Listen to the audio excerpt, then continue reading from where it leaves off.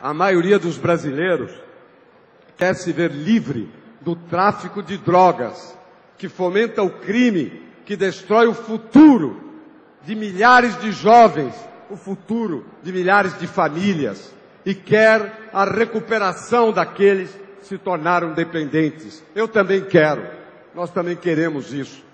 A maioria dos brasileiros quer que todos tenham uma casa decente para morar, com água, esgoto. Metade da população brasileira não tem esgoto. Neste estado, é mais de 60% que não tem esgoto. Uma casa decente, que tem esgoto, luz, transporte coletivo. Eu também quero, nós também queremos.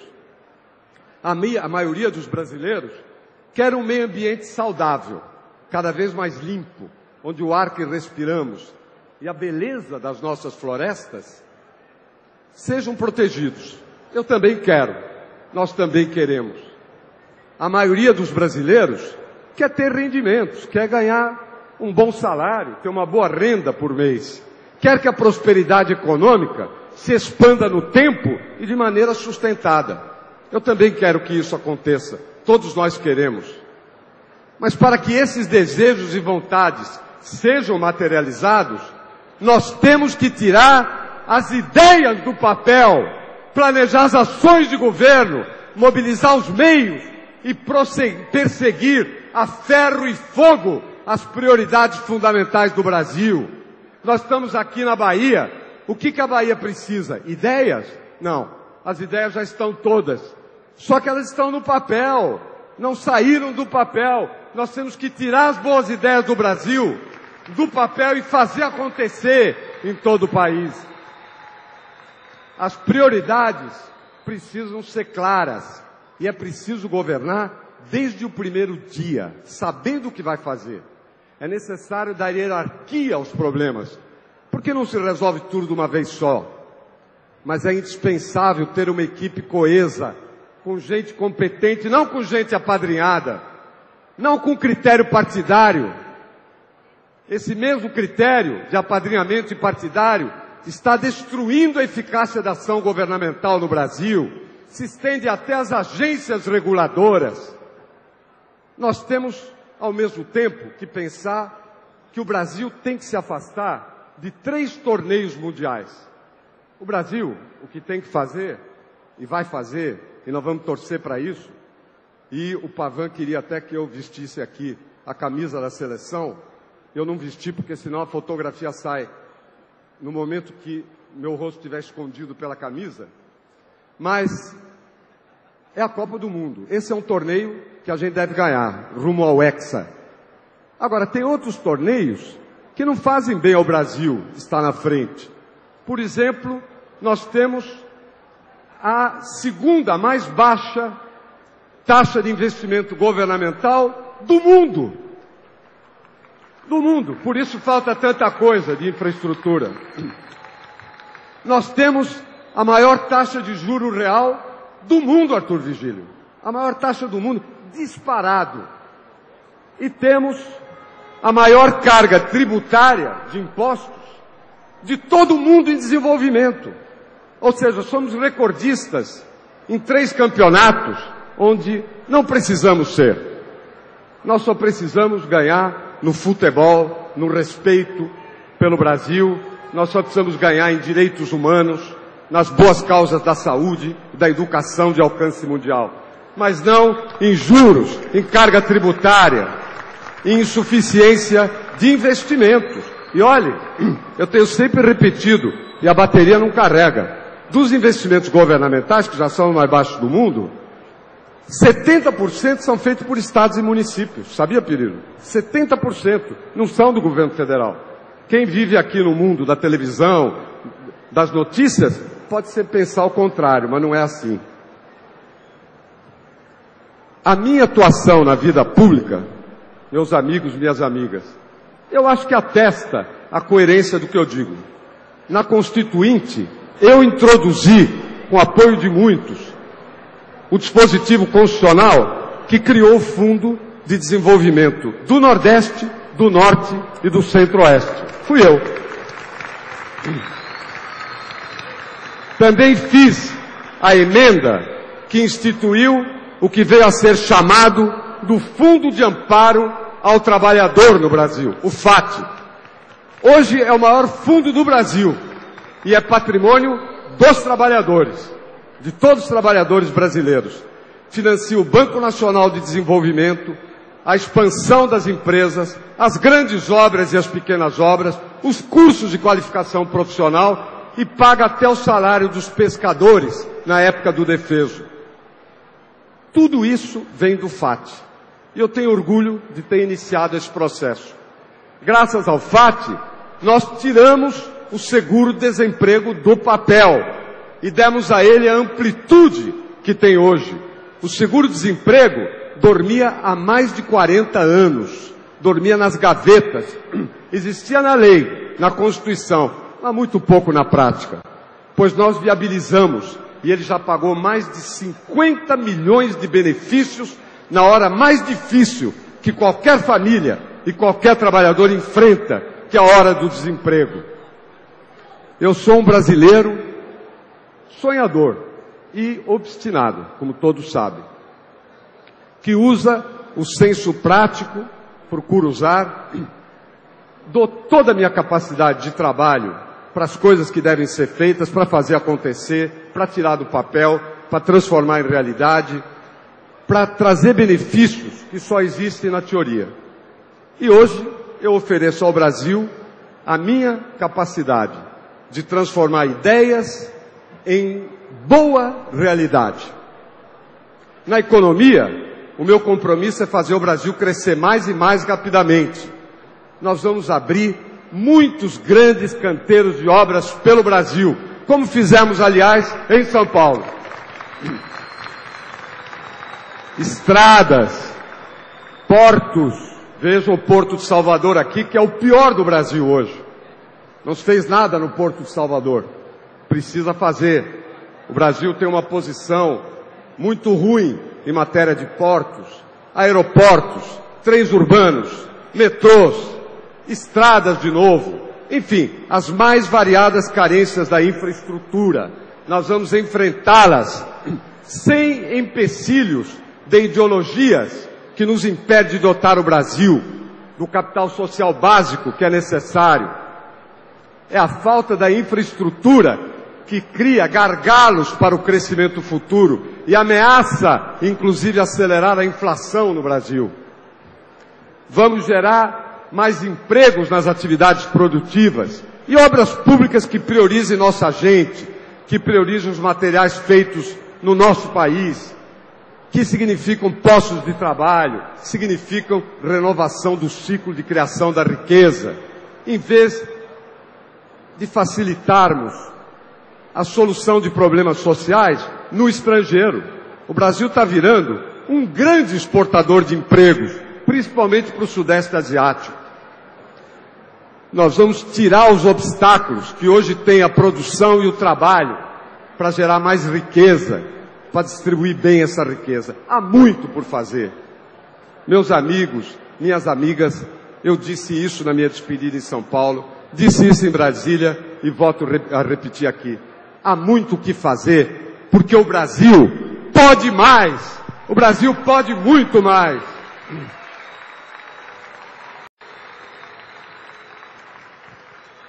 Eu não vou detalhar propostas, mas vou mencionar 2 ou 3 coisas. Na educação, eu tenho 3 compromissos. Primeiro, o ensino básico. Nós temos que recuperar o ensino básico no nosso país.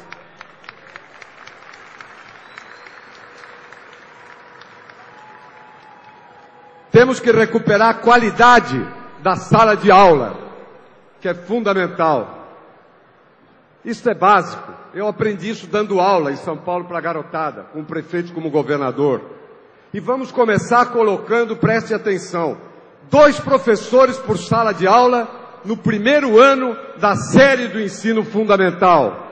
2, para forçar a alfabetização das crianças, porque a criança que sai analfabeta do primeiro e do segundo ano não se recupera mais.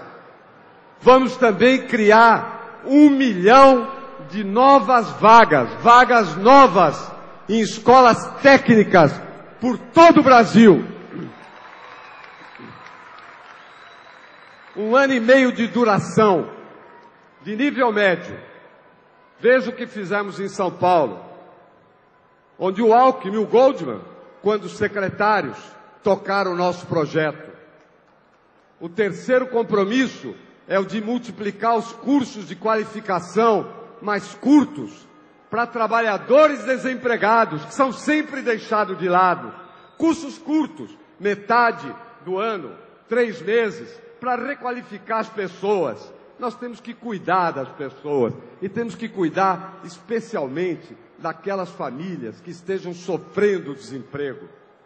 Nós vamos fazer muito mais por todos, em todos os estados do Brasil. E vamos inclusive reforçar o Bolsa Família, dando uma ajuda de custo para os jovens cujas famílias dependem do programa, para que eles possam se manter enquanto fazem o curso profissional. Outro exemplo para a saúde, bem curto, que tem muita coisa na saúde. Em 2 anos, nós vamos ter no Brasil 150 ambulatórios médicos de especialidades, policlínicas, com capacidade para fazer 27 milhões de consultas por ano, de fazer 63 milhões de exames em cada ano. E isso, meus amigos, minhas amigas, vocês sabem que na saúde a gente sabe fazer acontecer e nós vamos recuperar a saúde no Brasil.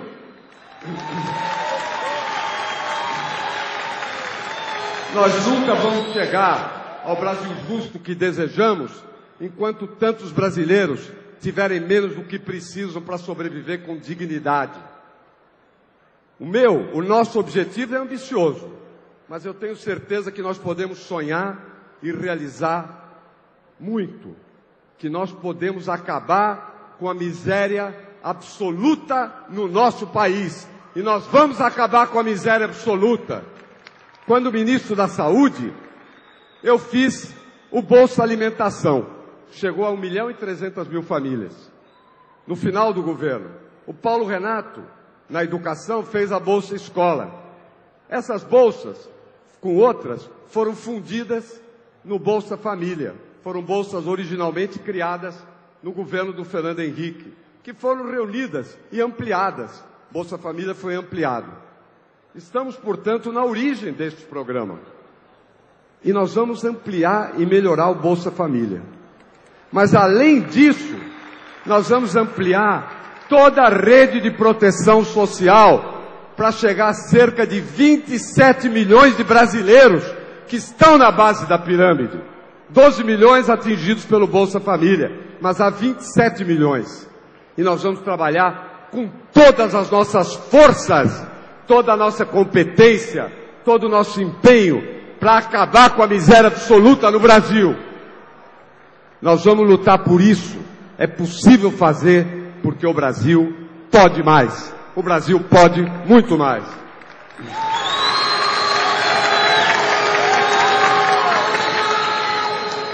Meus amigos, minhas amigas, esta caminhada que começamos no dia 10 de abril em Brasília, eu vou dizer uma coisa para vocês.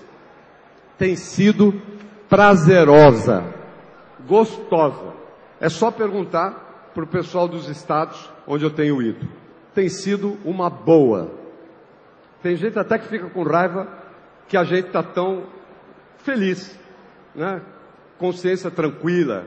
É uma campanha, a pré-campanha foi, e a campanha vai continuar sendo prazerosa. Eu nunca tive tanta energia, física e mental, como nestas semanas. Nunca. Pode achar que eu estou exagerando, quando era rapaz, mas realmente eu nunca tive tanto. Posso ter chegado igual, digamos, mas não mais no passado. Nunca me senti mais preparado para enfrentar o desafio como o que temos pela frente. Eu nunca estive tão seguro a respeito do que fazer e como fazer para que o nosso Brasil vença seus problemas. Eu sei, nós sabemos o que fazer para para aumentar a prosperidade econômica dos brasileiros, de forma sustentada e importante, para que se obtenha mais progresso social e para que todos os que trabalham, para que os desamparados e para que o nosso país possa assegurar as oportunidades que os nossos jovens querem e necessitam. E eu tenho revisto esse meu Brasil no seu conjunto e nos seus detalhes nos últimos meses. E isso renova a minha forma de viver, que é sempre a forma do aprendizado permanente, que é o que eu sempre faço. E é também reconfortante encontrar e descobrir por toda parte lembranças, um outro efeito do que eu fiz ou do que eu ajudei a fazer. Nas obras, nos transportes, na saúde, na seguridade social, na industrialização, nos investimentos. Eu reconheço um pouco de mim em muitos pedaços do Brasil que avançou, pedaços que progrediram. Tem sido muito bom. Nas cidades grandes e pequenas, a gente encontra gente de bem, inteligente, gente que quer melhorar. Gente disposta, confiante, exigente, muitas vezes crítica e muitas vezes com razão nas suas reclamações. Mas sempre brasileiros e brasileiras, batalhadores. Tenho ido a encontros que levam alegria e esperança à minha alma. Por quê? Porque elas mostram que o Brasil tem de melhor. O que o Brasil tem de melhor? É a nossa gente. O que a Bahia tem de melhor? É a nossa gente. Isso é o que o Brasil tem de melhor. E ao longo da vida, eu tenho aprendido uma coisa clara, que as diferentes gerações, se deparam com realidades distintas. E as respostas de cada uma delas, boas ou ruins, de cada geração, tornam-se questões da geração seguinte. Mas muito cedo eu consolidei a crença de que seria possível imprimir um rumo positivo na sequência de gerações que nos leve do círculo vicioso da pobreza, da desigualdade, para o círculo vicioso da prosperidade, da maior igualdade e do desenvolvimento. E é guiado por essa inspiração. Guiados por essa inspiração é que nós partimos para a disputa. Vamos juntos, com alegria, com confiança, com patriotismo. Nós sabemos o caminho, já provamos nosso valor, já fomos testados e aprovados. Vamos juntos, porque o Brasil pode mais. Vamos juntos à vitória do povo brasileiro. Pode bater palma! É o nosso presidente! É com você, Luizinho! Levanta a bandeira! Meus amigos, minhas amigas, obrigado inicialmente às palavras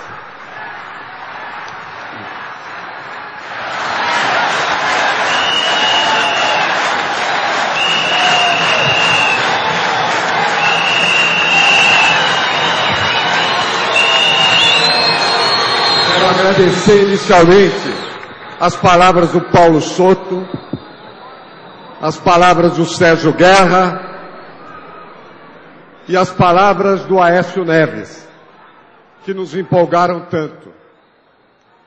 Quero dizer, meu caro presidente Sérgio Guerra, presidentes de partidos aliados, convencionais do PSDB de todo o Brasil, que eu começo o meu discurso dizendo sim, eu aceito a indicação para ser candidato a presidente da República.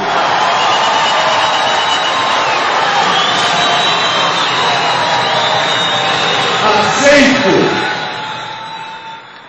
Neste momento tão importante da minha vida, liderar o nosso partido, liderar a nossa aliança na eleição deste ano. Muito obrigado a todos vocês que vieram de todo o Brasil para me fortalecer com o seu apoio e o seu carinho. Obrigado do fundo do meu coração. Olha, me perguntaram por que fazer a convenção na Bahia. Eu respondi, porque a Bahia é um dos grandes retratos do que nós somos, os brasileiros, como um povo. Um retrato da nossa diversidade, da mistura de raça, de origens, de etnias, que fizeram do brasileiro um ser humano tão singular, tão único, na tolerância, na união, na criatividade, na coragem, na obstinação, na vontade, na generosidade com o próximo. Assim são os baianos e assim são os brasileiros.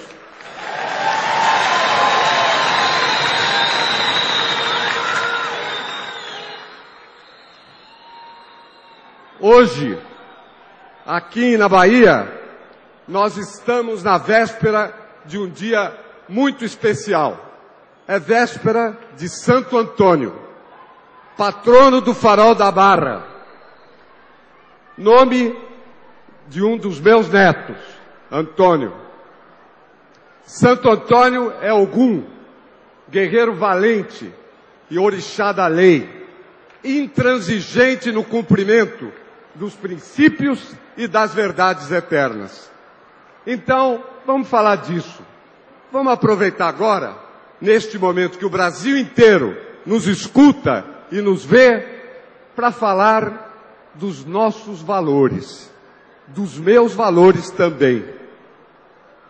Eu acredito na democracia, e esta não é uma crença de ocasião. Muitos políticos ou partidos que se apresentam como democratas desdenham, na prática, a democracia nas suas ações diárias.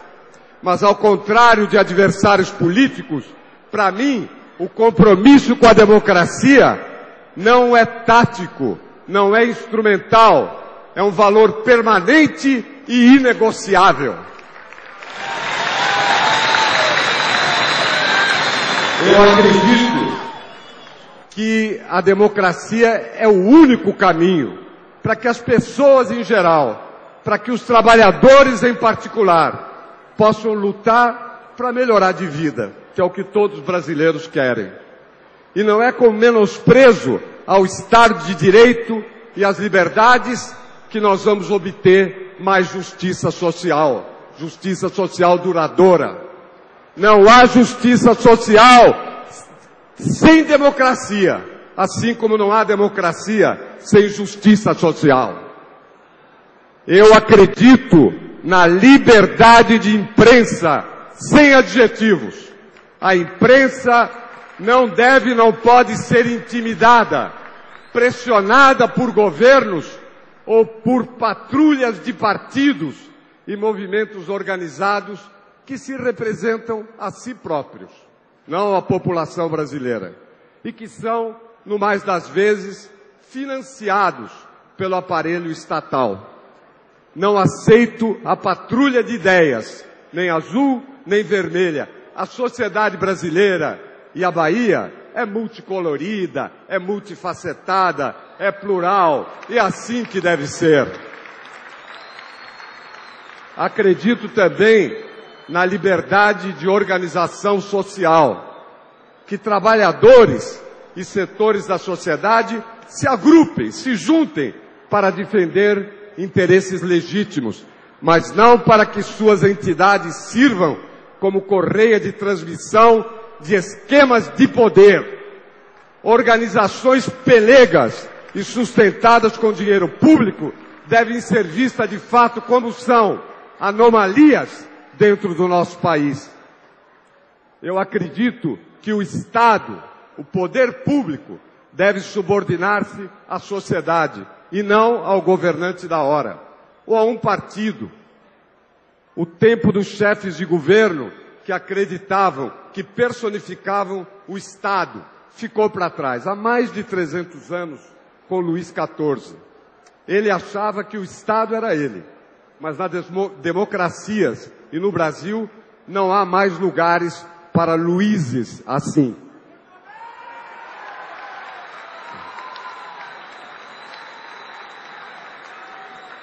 acredito que a oposição deve ser considerada como competidora, como adversária, como foi quando estivemos no governo, e não como inimiga da pátria.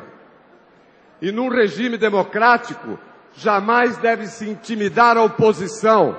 A oposição nunca deve sofrer tentativa de aniquilação pelo uso maciço do aparelho financeiro do Estado.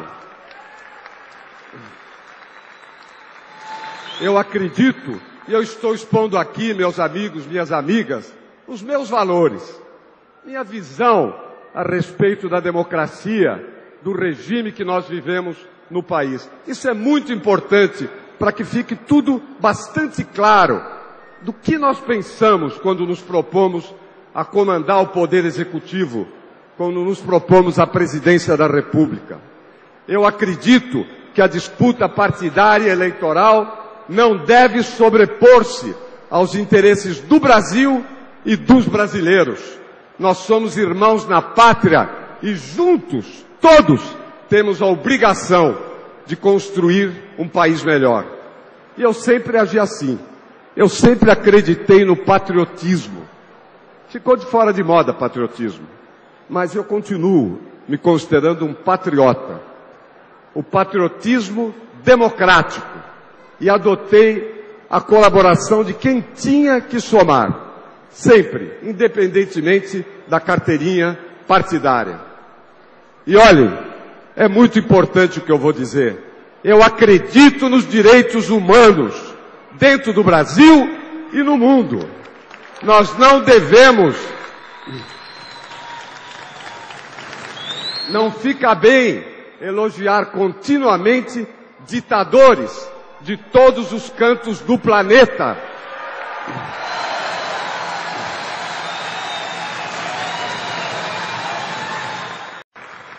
As minhas convicções mais profundas se formaram em meio ao povo pobre de um bairro operário. Eu trago isso sempre comigo. Meu pai foi um camponês na Itália, analfabeto até os 20 anos.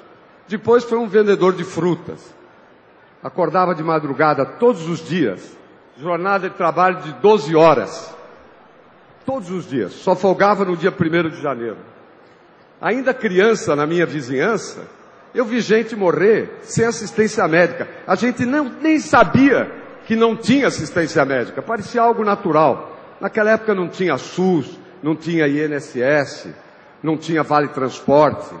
Eu via deficientes, pessoas com deficiência, jogadas ao Deus dará, abandonadas, esperando, nem cadeira de rodas tinham.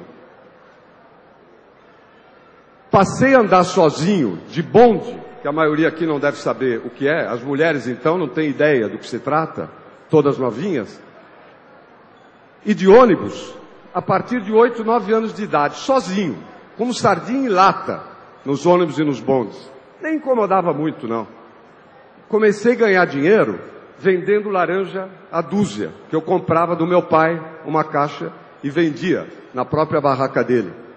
Depois passei a dar aula particular de matemática.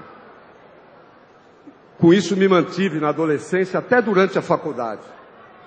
Eu sei onde o calo aperta para o povo brasileiro. Eu sei como é a vida real, a vida das famílias pobres deste país, pois eu sou filho de uma delas. Eu cheguei onde cheguei porque estudei em escola pública, graças a um esforço também.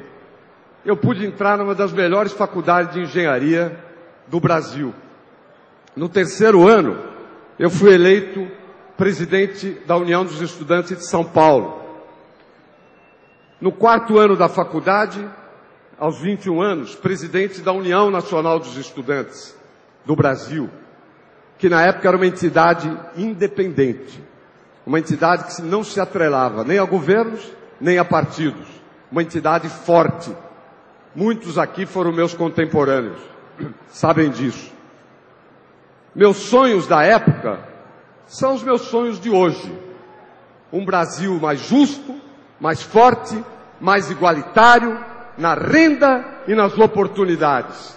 Os meus sonhos continuam vivos no desejo de uma boa educação para os filhos de todas as nossas famílias, das famílias pobres, para que, como eu, cada brasileirinho, cada brasileirinha possa seguir o seu caminho e as suas esperanças. Quando o Brasil sofreu o golpe militar em 64, eu fui perseguido, caçado, acusado de subversivo. Rapaz ainda, procurei o asilo. Primeiro na Bolívia, que me acolheu. Depois na França. Depois no Chile. Com muitas peripécias nesses caminhos. Estudei como nunca. Disse, vou aproveitar esse período. Vou estudar muito. Tornei-me professor, casei, tive filhos. Fui perseguido por outro golpe militar. Desta vez no Chile. Sabem por quê?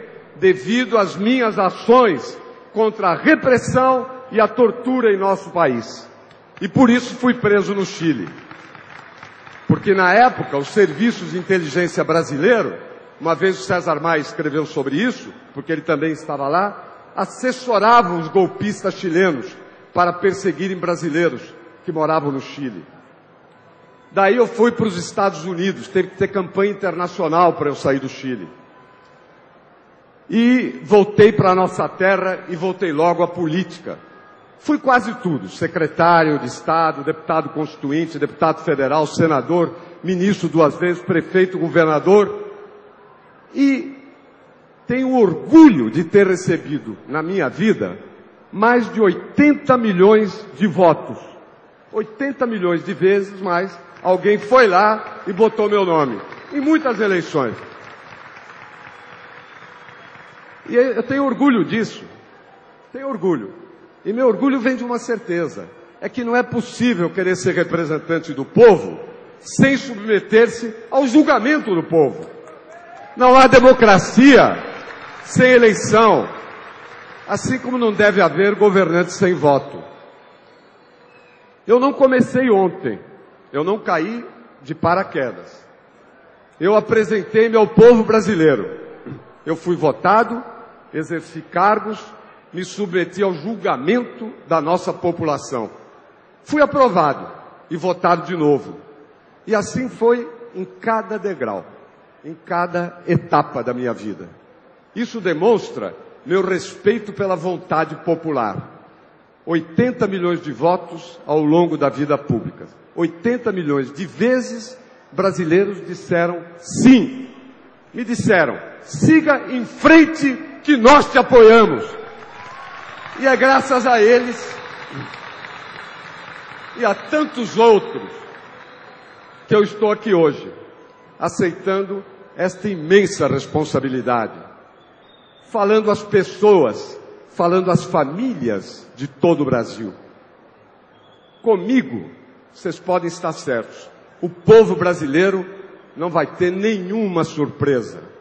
Além das minhas convicções e da minha biografia, além das minhas realizações e dos princípios que eu defendo, eu me apresento perante a nação brasileira com uma ideia clara de governo e com prioridades anunciadas a todo momento. Para mim, o governo tem que apoiar quem produz, tem que apoiar quem trabalha, que são as pessoas comuns, as pessoas simples do nosso país. E tem que proteger os desamparados. Aqui na Bahia, nós podemos visitar o Irmã Dulce para ver como uma instituição que não é governamental está lá do lado dos desamparados. Nunca podemos esquecer deles, os desamparados, as pessoas com deficiência, os idosos, as criancinhas. Governo, para mim, como as pessoas, tem que ser honesto, tem que ser verdadeiro, tem que ser solidário, tem que ser generoso, tem que garantir as oportunidades, tem que buscar igualdade. Governo tem que ser justo. As necessidades e esperanças que à frente do governo nós queremos são preencher são as da maioria dos brasileiros preencher as suas necessidades, as suas esperanças. Olha, a maioria dos brasileiros quer uma escola decente para cada criança, para cada jovem, até o limite da sua capacidade. Eu também quero, nós também queremos.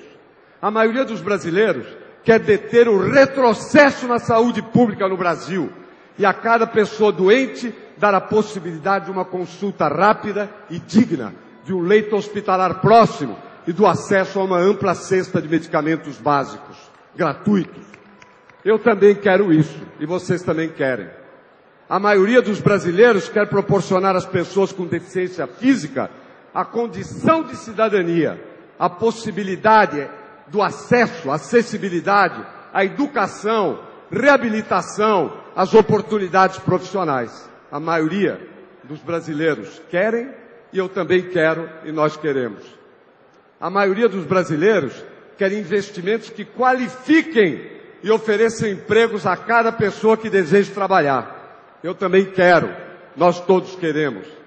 A maioria dos brasileiros quer segurança para suas famílias, quer que o governo federal assuma de vez na prática a coordenação dos esforços nessa área da segurança, ou o Brasil não terá como ganhar a guerra contra o crime. Eu também quero isso, nós também queremos isso. Só porque esses ditadores são aliados eventuais, ou foram, continuam sendo, do partido do governo. Eu não concordo com a repressão violenta às ideias, com a tortura, com o encarceramento por ideologia e o esmagamento de quem pensa diferente.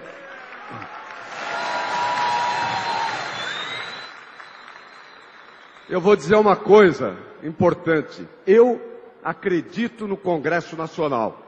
Todos que estão lá, malandros ou sérios, foram e são eleitos. Nós temos que, nesta eleição, a população brasileira pensar muito antes de votar, porque não há malandro que chegue lá sem o voto, como não há também, e são muitos, parlamentares que cheguem lá sem o voto. Mas o Congresso, do ângulo do Executivo, não tem que ser a principal arena do debate e do entendimento político, da negociação responsável sobre as novas leis.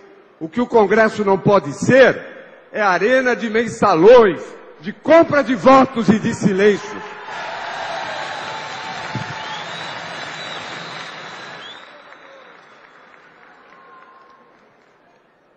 Eu acredito no valor da justiça independente. A justiça que obedece, mas não faz as leis. E é a guardiã do nosso Estado de Direito. E eu prezo também as instituições que controlam o poder executivo, como os tribunais de contas e o Ministério Público no Brasil. E essas instituições nunca vão ser aprimoradas por ataques sistemáticos de governo que, na verdade, o que querem é não serem controlados pelos órgãos de fiscalização.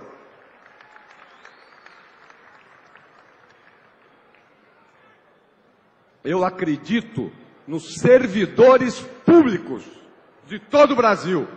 Sempre trabalhei com eles, em todos os lugares que estive, no Legislativo e no Executivo. Acredito nos técnicos e nos trabalhadores de empresas estatais, mas acredito também que eles têm sido vítimas do loteamento político exacerbado de chefias nomeadas por partidos ou por frações de partidos, por motivos, infelizmente, muito pouco confessáveis. Nós temos toda a administração pública brasileira, direta e indireta, loteada por quadros, por representantes de interesses partidários, por apadrinhamentos. Sabe-se Deus em nome do quê? Eu acredito que são os homens que corrompem o poder. Não acredito naquela história de que o poder corrompe. Não, não necessariamente. São os homens que corrompem o poder. E há homens que justificam, isso é moderno no Brasil, os seus deslizes morais, eles justificam dizendo que estão fazendo o mesmo que os outros faziam, ou que foram levados a eles pelas circunstâncias. Essas pessoas devem merecer o repúdio da sociedade. São, moderna e contemporaneamente, os neocorruptos. E olha, para mim está claro que a honestidade não é um programa de governo. A honestidade é uma obrigação de quem está na vida pública, de quem lida com o dinheiro dos contribuintes, sem contar a receita das empresas públicas. Os governos do Brasil arrecadaram até o começo deste mês de junho nada mais, nada menos que 500 bilhões de reais, até o dia 2 de junho. Isto no mesmo dia em que o governo federal anunciava cortes nos gastos de saúde e de educação e desacelerava as obras da transposição do São Francisco, Sérgio Guerra, Cássio Cunha Lima, em Pernambuco e na Paraíba. Desacelerando obras, causando desemprego, arrecadando 500 bilhões. O que significa isso? E cortando mais a saúde e a educação. Isso significa simplesmente que o dinheiro público está sendo mal gasto no nosso Brasil.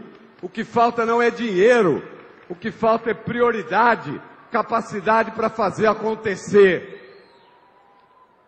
Olha, meus amigos, minhas amigas, gente de todo o Brasil, as pessoas que nos acompanham neste momento, vamos falar claro.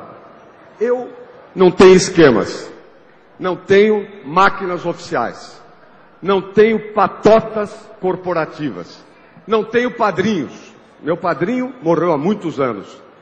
Não tenho esquadrões de militantes pagos com dinheiro público. Tenho apenas a minha história de vida, a minha biografia, as minhas ideias e o apoio de vocês que me conhecem e compartilham com as minhas crenças. Eu venho de família pobre. Eu vim de baixo da nossa sociedade.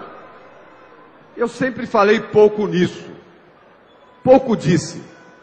Nunca procurei, mostrando a minha origem, legitimar os meus atos ou inflar o mérito de eventuais progressos pessoais ou das minhas ações políticas. Eu sou o que eu sou. Sem disfarce, sem truques. Tenho uma só cara. Eu já disse isso outra vez, que alguns acham feia e outras acham bonita. Quem acha bonita? Minha mulher, minha filha, minha netinha me acha maravilhoso. E eu também acho ela maravilhosa, só que ela é de verdade. Mas tem gente que me acha feia. Agora, tem uma vantagem. Eu só tenho uma cara. Uma. Não tenho duas ou três. Ninguém vai me ver defender juro alto aqui e juro baixo ali. Ninguém vai me ver defender lei de responsabilidade fiscal aqui e atacar a austeridade fiscal ali. Eu digo a mesma coisa, tenho uma cara, me mostro tal como eu sou. As pessoas podem me reconhecer a cada momento. Eu sou o que eu sou e vou me expor assim ao Brasil. O que eu vivi na minha infância e na minha adolescência, no movimento estudantil, no exílio, nas perseguições que sofri, nas universidades que estudei e que trabalhei como professor, nos artigos que eu escrevi, no meu trabalho até de jornalismo, na Folha de São Paulo, no Congresso, nos governos de que participei ou chefiei, eu carrego tudo isso comigo junto. Eu não tenho mal entendidos com o meu passado. Nenhum. Nada me subiu à cabeça. Eu não tenho nada para disfarçar. A minha moral, as minhas convicções, a minha capacidade de se indignar, eu sempre me indignei desde que me sinto gente, diante de injustiças, diante da estupidez. Tudo isso, até o meu bom humor. Acreditem, por favor, que eu sou um sujeito muito bem-humorado. Viu, Tasso Gereissati? Cadê o Tasso Gereissati? Muito bem-humorado. Eu não entendi o que ele falou, mas alguma coisa boa. O Tasso só me diz coisas boas.